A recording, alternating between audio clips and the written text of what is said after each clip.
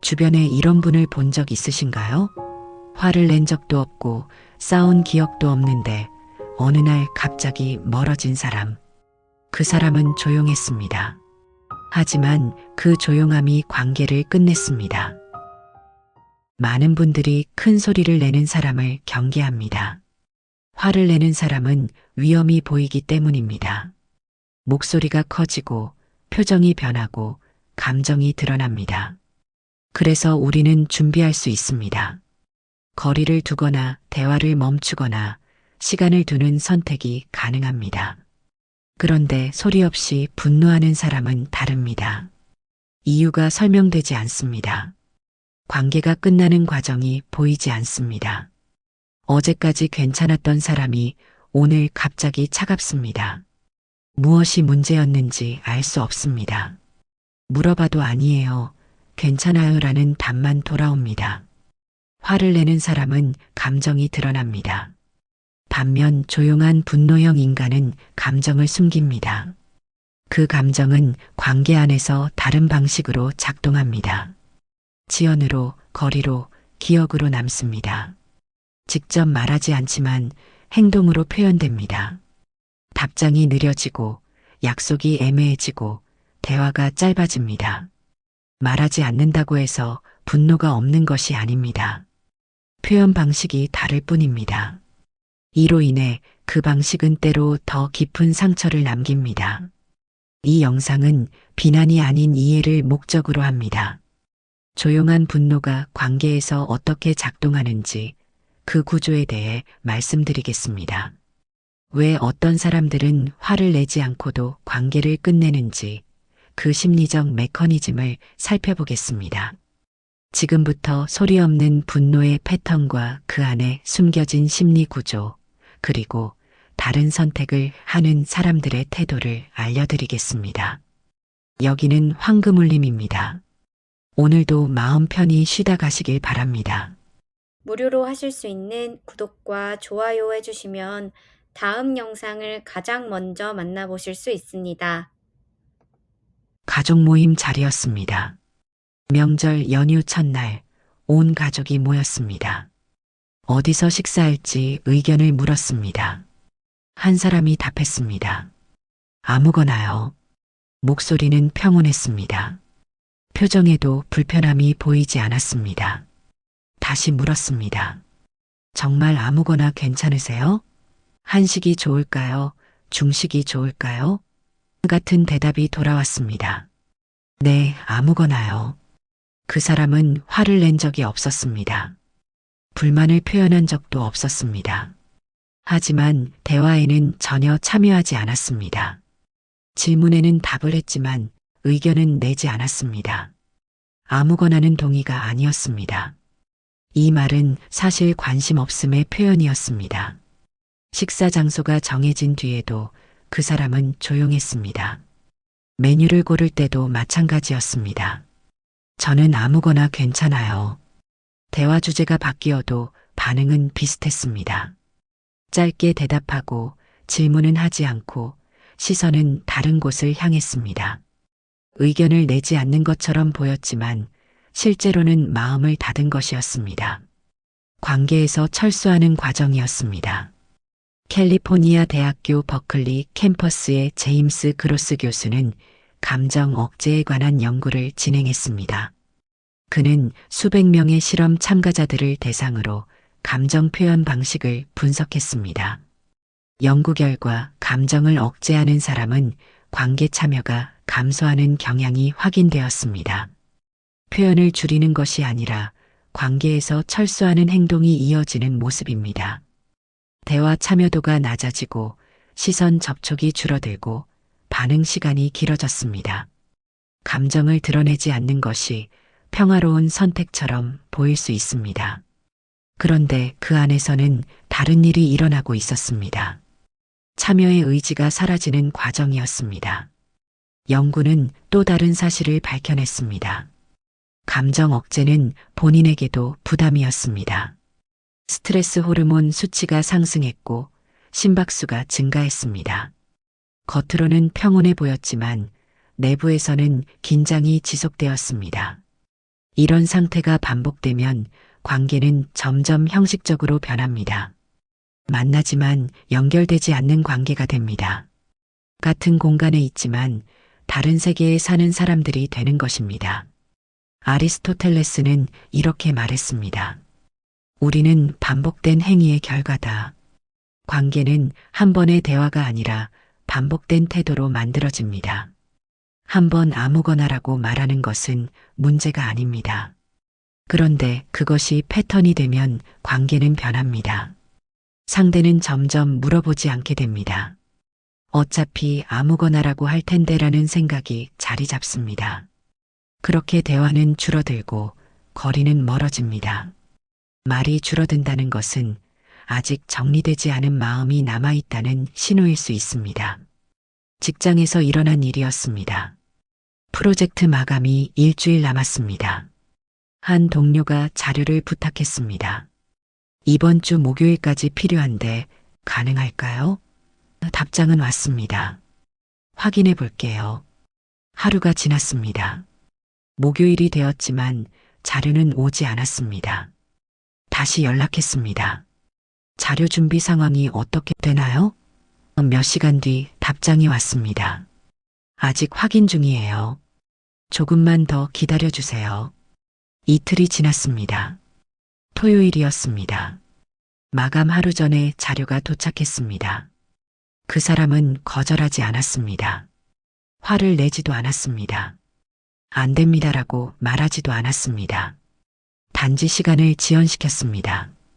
약속한 기한을 지키지 않았습니다. 독촉하면 확인 중이라는 답만 반복했습니다. 이런 일은 한 번으로 끝나지 않았습니다. 다음 프로젝트에서도 같은 상황이 펼쳐졌습니다. 부탁하면 알겠습니다라고 답했습니다. 하지만 실행은 항상 느렸습니다. 중요한 정보는 항상 늦게 전달되었습니다. 회의 일정 변경은 당일 아침에 통보되었습니다. 어제 메일 못 봤어요 라는 말과 함께였습니다. 공유 문서 수정 권한 요청은 며칠씩 방치되었습니다. 바빠서 깜빡했어요 라는 설명이 따라왔습니다. 미시간 대학교 연구팀은 대인관계 내 수동적 공격성을 분석했습니다. 연구팀은 직장과 가정에서 나타나는 간접적 갈등 표현 방식을 추적했습니다. 연구에서 드러난 점은 명확했습니다. 명시적 분노보다 수동적 지연이 신뢰를 더 빠르게 손상시켰습니다. 직접적인 거절은 명확한 신호였습니다. 상대는 그에 맞춰 대응할 수 있었습니다. 반면 모호한 지연은 달랐습니다. 상대는 문제를 지적할 근거를 찾기 어려웠습니다. 거절당한 것도 아니고 공격받은 것도 아니었기 때문입니다. 확인 중입니다라는 말에 반박할 방법이 없었습니다. 다만 반복적으로 불편함이 쌓였습니다. 연구는 이런 행동이 관계에 미치는 영향도 분석했습니다. 수동적 공격을 경험한 사람들은 불안감을 느꼈습니다. 내가 뭘 잘못했나? 라는 생각이 반복되었습니다. 자신을 돌아보게 만드는 방식이었습니다. 한나 아렌트는 통제의 본질을 이렇게 설명했습니다. 통제는 강요보다 선택 제한으로 작동한다. 직접적인 거절이 아니라 상황을 조정하는 방식이었습니다. 상대방이 선택할 수 있는 옵션을 줄여가는 과정이었습니다. 시간을 주지 않으면 상대는 다른 방법을 찾기 어려웠습니다. 결국 원하는 대로 상황이 흘러갔습니다. 의도를 단정할 수는 없습니다. 정말 바빴을 수도 있고 깜빡했을 수도 있습니다. 다만 표현 방식이 관계를 어렵게 만들 수 있습니다. 형제 간의 대화였습니다. 동생이 형에게 말했습니다. 형은 항상 그래. 형이 물었습니다. 내가 뭘? 동생이 답했습니다. 형은 5년 전에도 그랬잖아. 내 생일 파티 때. 형은 당황했습니다. 5년 전 생일 파티는 아무 문제 없이 끝났던 기억이었습니다. 그때 뭐가 문제였는데? 동생이 구체적으로 말했습니다. 형은 케이크 자를 때 내 의견을 무시했어. 내가 먼저 자르고 싶다고 했는데 형이 먼저 칼을 잡았잖아. 형은 기억조차 나지 않았습니다. 그때 아무 말도 안 했잖아. 동생이 답했습니다. 말 안 했다고 없던 일이 되나? 5년 전 그 자리에서 동생은 조용했습니다. 화를 낸 적도 없었습니다. 불편함을 표현하지도 않았습니다. 케이크를 자르는 순간 미소를 지었습니다. 사진에도 웃는 얼굴로 남아 있었습니다. 그런데 그 일은 사라지지 않았습니다. 기억으로 정확하게 남아 있었습니다. 날짜도 상황도 감정도 모두 보관되어 있었습니다. 비슷한 상황이 반복될 때마다 그 기억이 소환되었습니다. 형은 예전에도 그랬어. 형은 항상 내 말을 무시해. 형은 억울했습니다. 최근에는 동생 의견을 존중하려고 노력했기 때문입니다. 하지만 동생은 과거를 기준으로 판단했습니다. 하버드 대학교의 다니엘 길버트 교수는 미해결 감정과 기억의 관계를 연구했습니다. 그는 수년간 사람들의 기억 양상을 추적했습니다. 연구 결과 확인된 사실이 있습니다. 해결되지 않은 감정은 시간이 지나도 사라지지 않았습니다. 오히려 재활성화되는 흐름이 이어지는 모습입니다. 비슷한 상황이 발생하면 과거 기억이 다시 떠올랐습니다. 그 기억은 원래 사건과 다르게 재구성되는 경우가 많았습니다. 감정이 더해진 형태로 저장되었습니다. 케이크를 먼저 자른 사건은 단순한 행동이었을 수 있습니다. 하지만 기억 속에서는 무시당한 경험으로 변형되었습니다. 시간이 지나면서 감정의 무게가 더해졌습니다. 연구는 또 다른 현상을 발견했습니다. 미해결 감정을 가진 사람들은 새로운 경험도 과거의 틀로 해석했습니다. 형이 아무리 노력해도 동생은 과거의 렌즈로 판단했습니다. 또 그러는구나라는 해석이 자동으로 작동했습니다. 몽테뉴는 이렇게 말했습니다. 기억은 사실이 아니라 해석으로 남는다. 당시에 아무 말이 없었다고 해서 감정이 없었던 것은 아니었습니다. 다만 표현되지 않았을 뿐이었습니다. 그 감정은 기억 속에서 자라났습니다. 시간이 지나면서 더 선명해지고 더 무거워졌습니다. 적절한 순간에 다시 등장했습니다. 감정은 사라지지 않고 다루지 않은 형태로 남을 뿐입니다. 한 사람이 자주 하는 말이 있었습니다. 나는 참았어. 내가 말 안 하고 넘어간 거야. 다른 사람 같았으면 진작 화냈을 거야. 그 사람은 자신을 관대한 사람으로 여겼습니다. 다른 사람들보다 성숙하다고 생각했습니다. 작은 일에 화내지 않는 어른이라고 믿었습니다. 주변 사람들은 점점 말을 줄였습니다. 대화가 불편해졌기 때문입니다. 무엇을 말해도 내가 참는다는 분위기가 느껴졌습니다. 그 사람은 화를 낸 적이 없었습니다. 목소리를 높인 적도 없었습니다. 그런데 참았다는 표현은 반복되었습니다. 대화 중간에 갑자기 나왔습니다. 내가 말 안 하는 거지, 모르는 게 아니야. 나도 할 말 많아. 근데 참는 거야. 그 말 안에는 감정이 담겨 있었습니다. 표현하지 않은 불만이었습니다. 주변 사람들은 조심스러워졌습니다. 저 사람이 참고 있구나라는 생각이 들었습니다. 그럼 무엇을 참고 있는 걸까요? 어떤 부분이 불편했던 걸까요? 물어봐도 명확한 답은 없었습니다. 아니야, 괜찮아. 내가 참으면 돼. 이 말은 안심이 아니라 부담이었습니다. 시간이 지나면서 사람들은 그 사람과의 만남을 피하기 시작했습니다. 편하지 않았기 때문입니다. 스탠퍼드 대학교의 엘버트 반두라는 도덕적 면허 효과를 연구했습니다. 그는 사람들의 자기 인식과 행동 양상을 분석했습니다. 연구 결과 흥미로운 현상이 발견되었습니다. 사람들은 스스로 도덕적이라고 믿을 때 다른 행동을 정당화하는 경향이 있었습니다. 나는 참는 사람이다라는 인식이 형성되면 다른 방식의 표현이 허용되었습니다. 직접 화내지 않는 대신 거리를 두거나 냉담하게 대하는 행동이 정당화되었습니다. 나는 참았으니까 이 정도는 괜찮아라는 논리였습니다. 자기 합리화가 반복되는 구조였습니다. 연구는 또 다른 사실을 밝혔습니다. 참는다고 믿는 사람들은 실제로는 감정을 억압하고 있었습니다. 표현하지 않는 것과 참는 것은 달랐습니다. 참는다는 것은 감정을 인식하고 조절하는 과정입니다. 이와 달리 이들은 감정을 부정하고 누르고 있었습니다. 그 결과 감정은 다른 형태로 나타났습니다. 신체 증상, 관계 회피, 수동적 표현 등으로 드러났습니다. 스피노자는 인간의 감정을 이렇게 분석했습니다. 인간은 자신의 감정을 가장 먼저 오해한다. 참는다는 것과 표현하지 않는 것은 다른 문제였습니다. 진정한 참음은 감정을 인정하고 조절하는 것입니다. 반면 참았다고 반복하는 것은 억압의 신호였습니다. 주변 사람들은 그 차이를 느꼈습니다. 진짜 참는 사람은 참았다고 말하지 않았습니다. 참았다는 인식이 오히려 자신을 고립시키는 경우도 있습니다. 어느 날 연락이 끊겼습니다. 10년 지기 친구였습니다. 다툼이 있었던 것은 아니었습니다.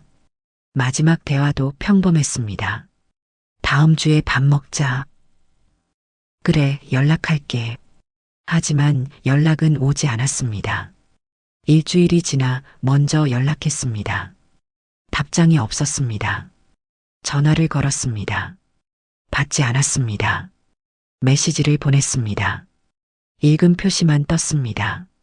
한 달이 지났습니다. 우연히 길에서 마주쳤습니다.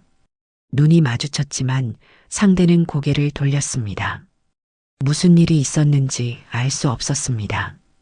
이유가 설명되지 않았기 때문입니다. 머릿속으로 지난 대화들을 떠올렸습니다. 내가 뭘 잘못했나? 어떤 말이 문제였나? 어느 순간부터 틀어진 걸까? 답은 없었습니다. 이런 경험을 한 사람들은 공통적으로 말했습니다. 싸운 것보다 더 힘들었다. 이유를 알았다면 사과라도 할 텐데. 왜 끝났는지 모르니까 정리가 안 돼. 하버드 대학교의 매튜 리버만 교수는 사회적 배제의 영향을 연구했습니다. 그는 MRI를 사용해 사람들의 뇌 반응을 분석했습니다. 연구에서 드러난 결과는 충격적이었습니다. 사회적 배제는 신체적 통증과 유사한 뇌 반응을 유발했습니다. 뇌 같은 영역이 활성화되었습니다. 물리적으로 다친 것과 유사한 고통이었습니다. 설명 없는 단절은 물리적 고통에 가까운 경험이었습니다. 연구는 추가 실험을 진행했습니다. 참가자들을 두 그룹으로 나눴습니다. 한 그룹은 명확한 이유와 함께 관계가 종료되는 시나리오를 경험했습니다. 다른 그룹은 이유 없이 갑자기 배제되는 경험을 했습니다. 결과는 명확했습니다. 이유 없는 배제를 경험한 그룹의 스트레스 수치가 훨씬 높았습니다. 관계가 끝나는 것보다 이유 없이 끝나는 것이 더 큰 충격으로 기록되었습니다. 이유를 알면 받아들일 수 있었습니다. 내가 이런 실수를 했구나. 저 사람은 이런 걸 원하지 않았구나. 반면 이유가 없으면 모든 것이 의심스러웠습니다. 자신을 끊임없이 돌아보게 만들었습니다. 비트겐슈타인은 이렇게 말했습니다. 말해지지 않은 것은 사라진 것이 아니라 남아있다. 침묵은 공백이 아니었습니다. 해석되지 않은 감정으로 남아있었습니다. 관계를 끊은 사람은 자기 나름의 이유가 있었을 것입니다. 그런데 그 이유를 듣지 못한 사람은 오랫동안 혼란 속에 남았습니다. 정리되지 않은 관계는 계속 마음속에 남았습니다. 언젠가 다시 연락이 올까?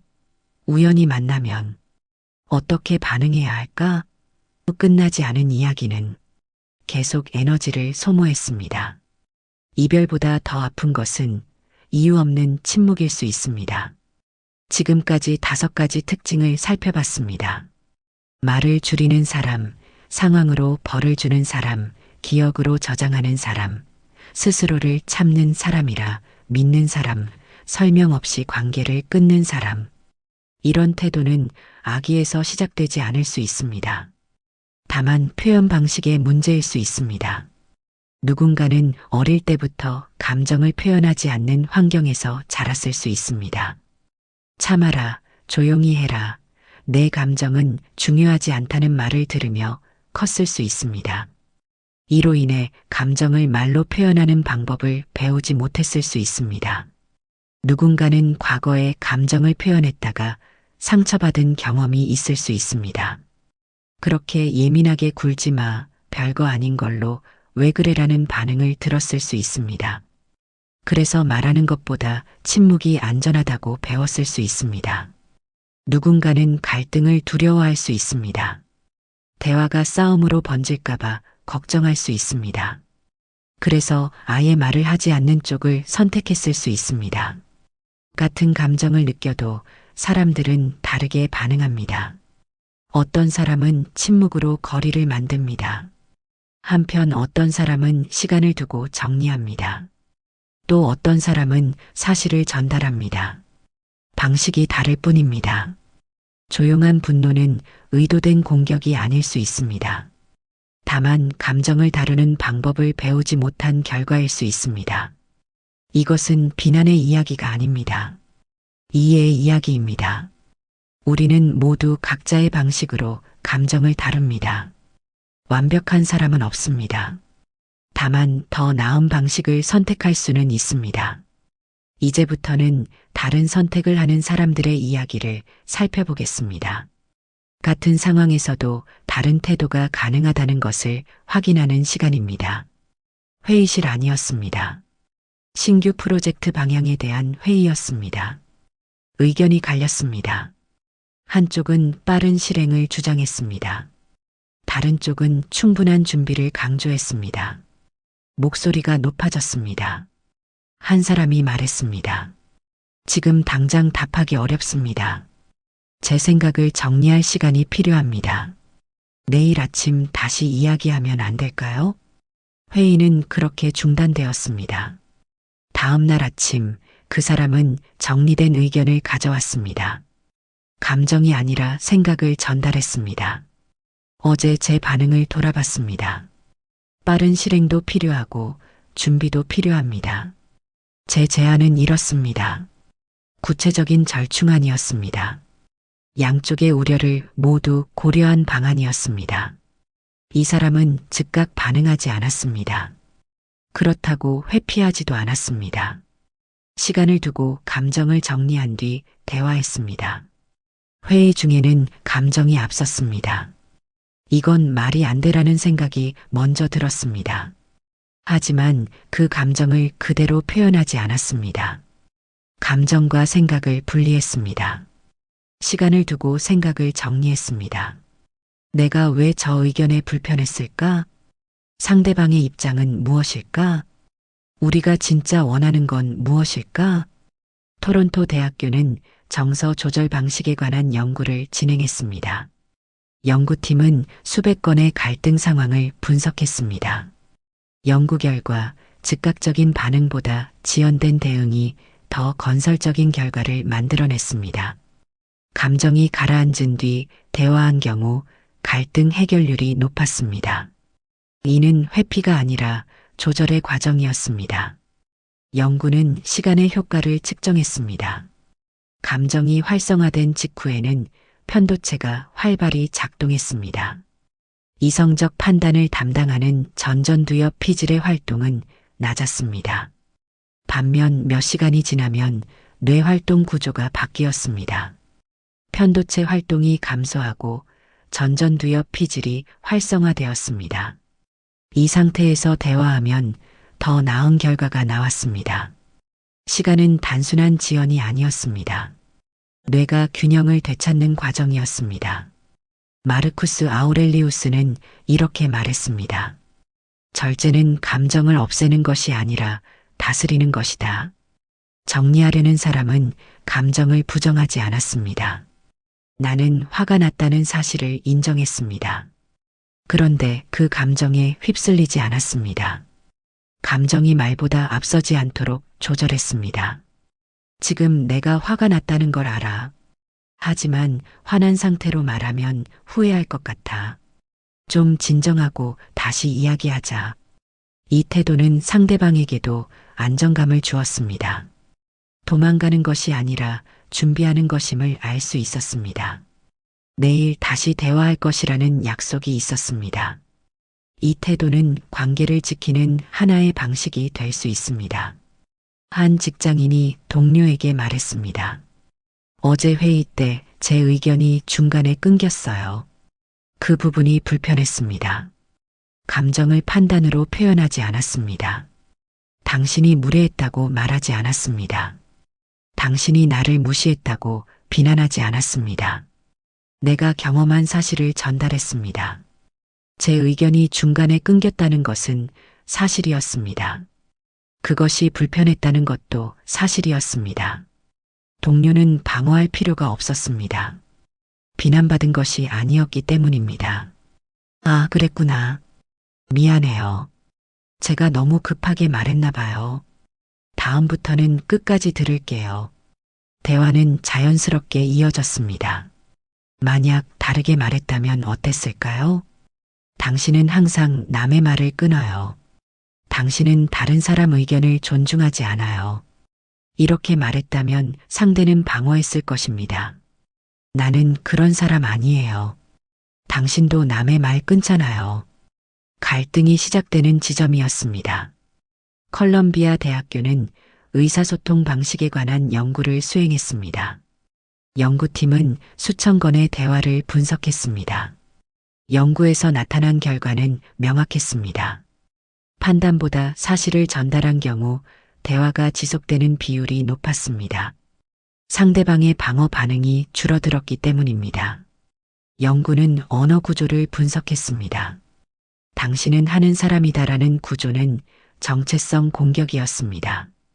상대방은 자신을 방어하려는 본능적 반응을 보였습니다. 나는 그런 사람 아니야. 당신이 날 잘못 봤어. 이와 달리 나는를 경험했다는 구조는 달랐습니다. 상대방이 반박할 내용이 없었습니다. 그것은 말하는 사람의 경험이었기 때문입니다. 아, 그렇게 느꼈구나. 미안해. 내가 몰랐어. 감정이 아니라 상황을 설명하는 방식이었습니다. 연구는 이런 대화법이 갖는 또 다른 효과를 발견했습니다. 사실 기반 대화는 문제 해결로 이어졌습니다. 앞으로 어떻게 하면 좋을까? 다음엔 이렇게 해볼까?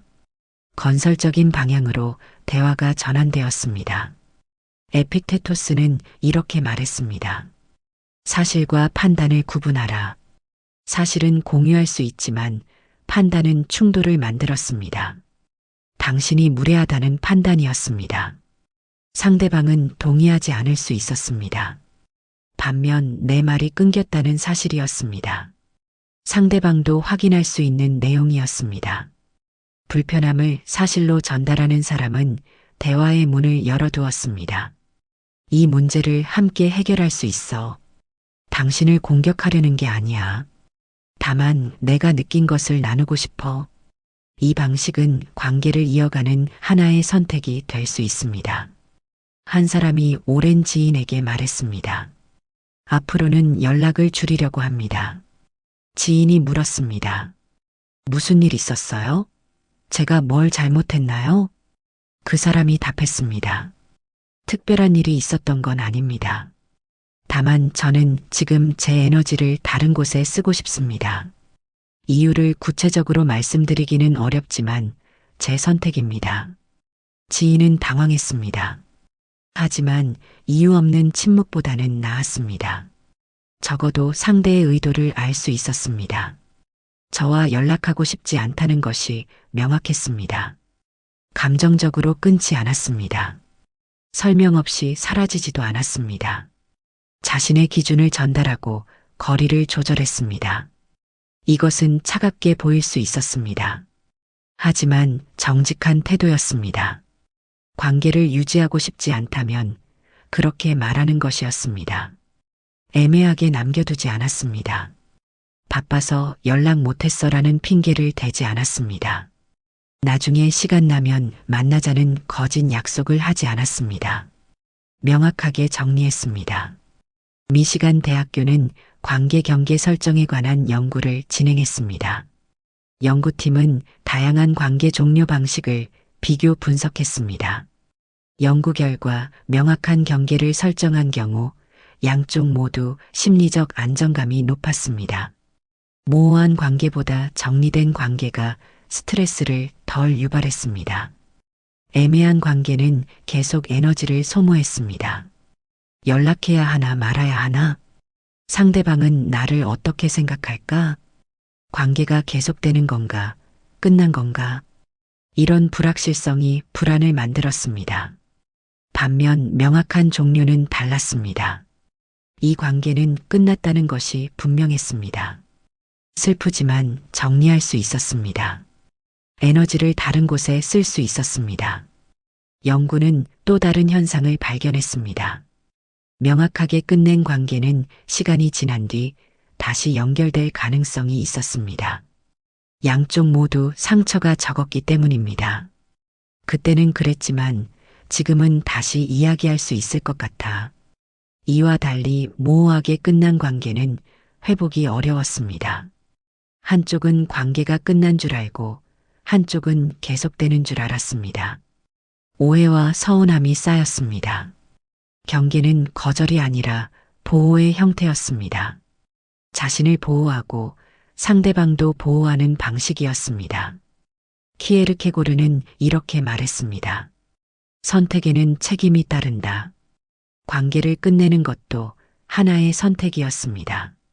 그 선택을 명확히 하는 것은 상대에 대한 최소한의 존중일 수 있습니다. 나는 이 관계를 계속하고 싶지 않습니다. 이 말은 차갑지만 정직했습니다.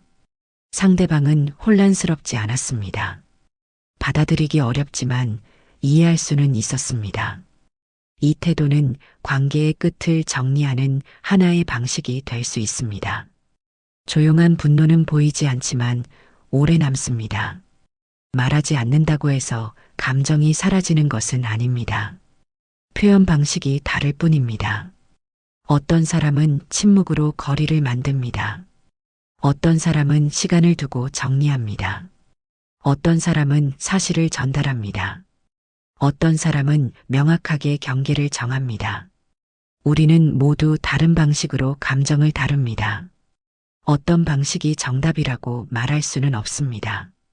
다만 어떤 방식은 관계를 지키고 어떤 방식은 관계를 멀어지게 만듭니다. 조용한 분노형 인간이 나쁜 사람이라는 뜻은 아닙니다. 다만 표현 방식이 관계에 어떤 영향을 미치는지 아는 것이 중요합니다. 화를 내지 않는다고 해서 성숙한 것은 아닙니다. 감정을 조절한다고 해서 억압하는 것도 아닙니다. 모든 침묵이 단절은 아닙니다. 하지만 모든 침묵이 평화도 아닙니다. 때로는 말해야 할 때가 있습니다. 때로는 들어야 할 때가 있습니다. 때로는 기다려야 할 때가 있습니다. 그 타이밍을 아는 것이 관계의 지혜입니다. 지금까지의 관계를 바꾸지 않아도 괜찮습니다. 과거를 후회할 필요도 없습니다. 다만 앞으로의 선택은 달라질 수 있습니다. 지금 이 순간부터 다른 방식을 시도해 볼 수 있습니다. 침묵 대신 사실을 말해 볼 수 있습니다. 즉각 반응 대신 시간을 가져볼 수 있습니다. 모호함 대신 명확함을 선택해 볼 수 있습니다. 소리 없는 분노를 이해하는 것만으로도 충분합니다. 그것이 관계를 지키는 첫걸음이 될 수 있습니다. 당신의 선택은 존중받아야 합니다. 상대방의 선택도 존중받아야 합니다. 관계는 완벽하지 않아도 괜찮습니다. 다만 서로를 이해하려는 노력이 있다면 그것으로 충분합니다.